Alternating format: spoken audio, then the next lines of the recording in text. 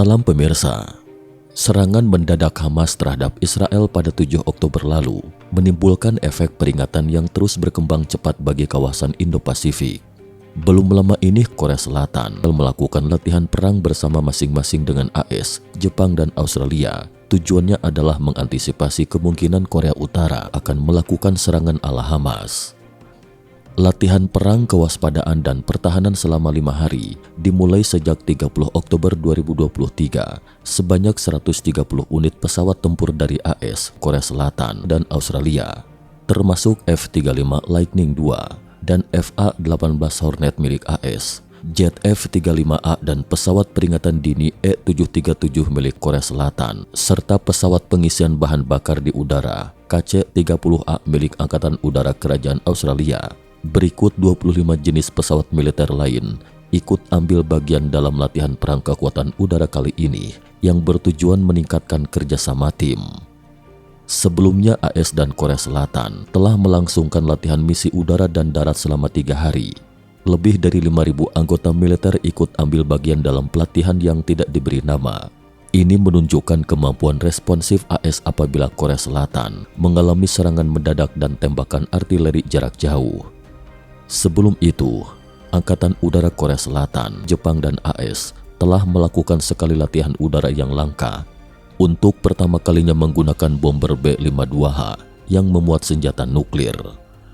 Angkatan Udara Korea Selatan di hari yang sama mengumumkan bahwa latihan perang pada 22 Oktober 2023 itu adalah untuk pertama kalinya menunjukkan hubungan kerjasama AS, Jepang, dan juga Korea Selatan dalam Angkatan Udara, serta dengan basis interoperabilitas berkesinambungan yang telah menunjukkan kekuatan besar gabungan ketiga negara. Interoperabilitas adalah pasukan militer suatu negara menggunakan metode latihan dan kemampuan perlengkapan negara lainnya. Pesawat bomber B-52H yang merupakan afiliasi pangkalan Angkatan Udara Barksdale di Louisiana, AS, mendarat di Korea Selatan pada 17 Oktober 2023. Ini adalah untuk pertama kalinya bomber B-52 di semenanjung Korea dalam 30 tahun terakhir.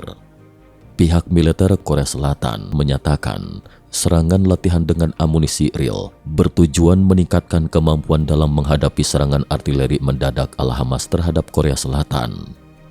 Latihan bersama ini akan menjadi bagian dari latihan rutin pasukan Korea Selatan. Makna pentingnya menjadi semakin terlihat jelas sejak terjadi serangan mendadak Hamas terhadap Israel. Pada 31 Oktober 2023, Menhan Korsel Shin Won-sik menghimbau perwira senior di Seoul agar meningkatkan kemampuan pertahanan dalam menghadapi ancaman militer Korea Utara dan membangun postur pertahanan untuk mengalahkan musuh. Shin Won-sik menyampaikan pidatonya tersebut dalam upacara pelantikan Kepala Staf Angkatan Darat Park An-soo, Kepala Operasi Angkatan Laut Yang Yong-mo, dan Kepala Staf Angkatan Udara Lee Seong-yong Korea Selatan. Ia berkata, "Kita harus membangun postur pertahanan yang dapat menjatuhkan musuh. Jika musuh melakukan provokasi, langsung menghukum musuh secara tuntas dan kuat." Shin Won-sik menjelaskan, situasi keamanan serius yang dihadapi Korea Selatan antara lain adalah ancaman senjata nuklir dan rudal dari Pyongyang, RRT dan Rusia yang secara terus-menerus mengganggu zona identifikasi pertahanan udara ADIS Korea Selatan, serta ketegangan di Selat Taiwan. Dia mengakui harus berpondasi pada hubungan Korea Selatan AS yang kokoh agar bisa mendapatkan kemampuan mengatasi lawan. Selat Taiwan dan garis demarkasi militer yang memisahkan semenanjung Korea adalah 2 titik panas Indo-Pasifik. Secara geografis, situasi di kedua titik panas ini memiliki kemiripan tertentu dengan konfrontasi Israel di wilayah jalur Gaza. Keduanya berjarak puluhan sampai ratusan kilometer. Keduanya berada dalam jangkauan tembak kekuatan artileri konvensional musuh, merupakan lingkup yang dapat dijangkau dengan roket dan rudal konvensional. Namun risiko yang dihadapi oleh Korea Selatan relatif lebih besar, bahkan jauh lebih buruk daripada situasi Israel di Gaza. Korea Utara memiliki kekuatan pasukan serta amunisi dan senjata yang lebih kuat dibandingkan Hamas. Ibu kota Korea Utara, Pyongyang, berjarak hanya puluhan kilometer dari perbatasan Korea Selatan. Tidak seperti Taiwan yang masih terpisah oleh selat selebar lebih dari 150 km. Selat Taiwan cukup lebar untuk memblokir sebagian besar artileri konvensional RRT dalam menjangkau Taiwan. Dalam serangan yang dilancarkan Hamas pada 7 Oktober 2023, roket dan mortir yang ditembakkan ke Israel mencapai hampir 5.000 buah dalam sehari. Serangan ini telah memberikan tekanan yang belum pernah ada terhadap sistem pertahanan udara Israel, sehingga menyebabkan kerugian jiwa dan harta benda warga sipil Israel. Serangan jenuh yang bertujuan mematahkan batas kemampuan sistem pertahanan udara Israel ini juga telah memberikan peringatan bagi kawasan titik panas Indo-Pasifik. Dari akibat yang timbul pada Israel, dengan serangan berintensitas tinggi Hamas dalam waktu pendek dan jarak dekat dapat disimpulkan, di Selat Taiwan dan Semenanjung Korea, bencana akibat potensi serangan seperti Hamas itu adalah nyata dan mungkin saja terjadi. Keunikan serangan ala Hamas terlihat pada banyak aspek. Pertama adalah memungkinkan terjadi secara mendadak dalam waktu dekat, karena artileri dan roket dalam jumlah besar telah ditempatkan di dekat titik panas, sewaktu-waktu dapat dikerahkan dalam perang. Kedua adalah jumlahnya yang sangat besar. Korea Utara telah menempatkan artileri dan roket jarak jauh yang jangkauannya mayoritas lebih dari 50 km. Pada saat konflik terjadi, semua artileri tersebut dapat meluncurkan 16.000 buah amunisi roket. Kemampuan ini menjamin ancaman yang sangat besar bagi Seoul yang berjarak hanya 30 hingga 50 km dari perbatasan. Ketiga adalah serangan tanpa pandang bulu. Rudal dan artileri konvensional tidak terarah semacam ini hanya mengandalkan efek serangan di permukaan. Sasaran serangannya tidak membedakan warga atau militer, dapat menimbulkan korban jiwa warga sipil tak berdosa. Ditambah lagi perbedaan sumber daya yang tidak seimbang. Biaya pembuatan artileri dan rudal konvensional sangat murah. Amunisi ini dapat menguras banyak rudal pertahanan udara yang relatif lebih mahal. Dalam waktu tertentu, ketika jumlahnya cukup banyak, bahkan mampu melumpuhkan sistem pertahanan udara. Garis demarkasi militer adalah perbatasan yang memiliki kewaspadaan tertinggi di dunia. Karena semakin khawatir Korea Utara akan melancarkan serangan roket, Korea Selatan berada dalam kondisi siaga penuh. Korea Selatan tidak bisa menerima serangan mendadak seperti Israel. Jika terjadi serangan mendadak dari Korea Utara yang jauh melampaui skala serangan Hamas, hanya mengandalkan kemampuan pertahanan udara Korea Selatan yang ada saat ini akan sangat sulit untuk melindungi Seoul. Pihak Korea Selatan juga secara jelas memahami hal ini. Oleh sebab itu, mereka harus mempersiapkan kemampuan responsif lebih dulu mengatasi lawan dengan menyerang sumbernya lebih dulu sebelum pihak musuh meluncurkan roket jarak jauhnya. Komando Tempur Angkatan Darat Korea Selatan mengungkapkan, latihan ini bertujuan mensimulasi cara menghadapi serangan meriam mendadak ala Hamas. Sasaran utamanya adalah lebih dulu menghancurkan potensi serangan artileri jarak jauh musuh dari sumbernya. Kemenhan Korea Selatan pada 17 Oktober lalu mengatakan, karena ada kekhawatiran yang ditimbulkan akibat serangan mendadak militer Hamas terhadap Israel, mereka akan menghentikan sementara perjanjian militer Korea Selatan, Korea Utara 2018 untuk menginisiasi kembali pengawasan terhadap garis depan Korea Utara. Perjanjian tersebut dicapai oleh mantan Presiden Korea Selatan Moon Jae-in dengan pemimpin Korea Utara Kim Jong-un lewat jalur diplomatik sementara. Perjanjian tersebut menetapkan zona demilitarisasi di sepanjang perbatasan darat dan laut, serta menetapkan zona larangan terbang di perbatasan untuk mencegah terjadinya bentrokan.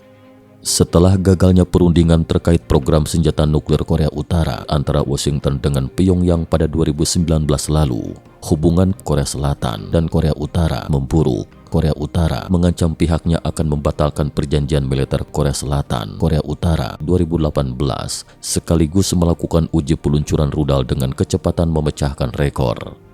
Shin Won-sik menegaskan harus memperkuat pengawasan terhadap Korea Utara, khususnya di tengah kondisi semakin meningkatnya ancaman nuklir Korea Utara saat ini. Zona larangan terbang telah menghalangi Korea Selatan dalam menggunakan aset pengawasan udara. Serangan Hamas terhadap Israel menonjolkan ancaman keamanan lebih serius yang dihadapi Korea Selatan. Sebagai respon, Korea Selatan harus memperkuat intelijen, juga fasilitas pengawasannya dan pengintaian, untuk dapat mengetahui gerak-gerik militer Korea Utara agar dapat mengantisipasi provokasi yang dapat terjadi sewaktu-waktu. Shin Won-sik menilai, jika Israel mengerahkan pesawat dan drone untuk terus-menerus mengawasi Gaza, mungkin tidak akan mengalami serangan seserius ini. Media massa Korea Selatan juga menghimbau agar menyerap pelajaran dari serangan militer Hamas terhadap Israel dan memperkuat persiapan untuk menghadapi potensi invasi Korea Utara. Media menilai jika bahkan Badan Intelijen Israel Mossad pun tidak dapat mendeteksi tanda-tanda akan adanya serangan, sistem pertahanan udara Iron Dome juga akan mengalami kebocoran di tengah serangan artileri roket. Maka ketika AS dan para sekutunya memfokuskan diri pada situasi di Timur Tengah, Korea Selatan harus melakukan persiapan penuh terhadap kemungkinan aksi militer Korea Utara. Sebenarnya, Korea Utara juga sedang menyerap pengalaman dari serangan Hamas itu. Tapi dari segi strategi, Korea Utara berbeda dengan Hamas. Kim Jong-un belum tentu akan mencoba strategi Hamas. Jika dia berani melakukan demikian, maka akan menyebabkan korban warga sipil Korea Selatan, yang berarti memberikan dasar yang legal bagi Korea Selatan untuk memberikan respon militer, dan dirinya akan langsung menjadi target utama militer Korea Selatan. Segala gerak-gerik Kim Jong-un tidak mungkin selamanya luput dari pengawasan Korea Selatan. Hanya terpapar lokasinya dalam waktu pendek saja, mungkin akan menjadi sasaran tembak senjata presisi. Diyakini Kim Jong-un tidak akan buru-buru membiarkan Korea Selatan beralasan melakukannya. Besar kemungkinan ia tidak akan membuat dirinya terpapar kondisi terancam keselamatan jiwanya. Faktanya sejak 2010, Kim Jong-un telah memahami dengan provokasi level rendah seperti tembakan rudal serta serangan terbatas yang semu, sudah cukup untuk menunjukkan keberadaannya dan tidak perlu sampai memaksa Korea Selatan serta AS mengerahkan kekuatan militer. Namun beda halnya dengan senjata nuklir. Ia mungkin menyadari aksi balas dendam Korea Selatan dan AS akan terbatas karena senjata nuklir. Karena risiko peningkatan nuklir yang tidak dapat ditolerir, Kim Jong-un pun melakukan provokasi konvensional di bawah perlindungan bayang-bayang nuklir. Pada Juni lalu, Badan Intelijen AS memperkirakan Kim Jong-un mungkin akan menggunakan senjata nuklir sebagai paksaan. Korea Utara telah secara terang-terangan mengancam akan menggunakan senjata nuklir pada Korea Selatan dan AS untuk merespon latihan militer bersama AS dan Korea Selatan. Ironisnya adalah, semakin Kim Jong-un berusaha mengikis aliansi militer AS Korea Selatan, sebaliknya justru semakin mendorong kerjasama Korea Selatan dengan AS, serta lebih banyak sistem persenjataan strategis AS bertandang ke semenanjung Korea. Pada dasarnya, hanya dengan menghilangkan bayang-bayang nuklir Korea Utara, AS dan Korea Selatan baru dapat mencegah segala potensi meningkatnya provokasi oleh Korea Utara. Cukup sekian dulu. Terima kasih atas perhatiannya.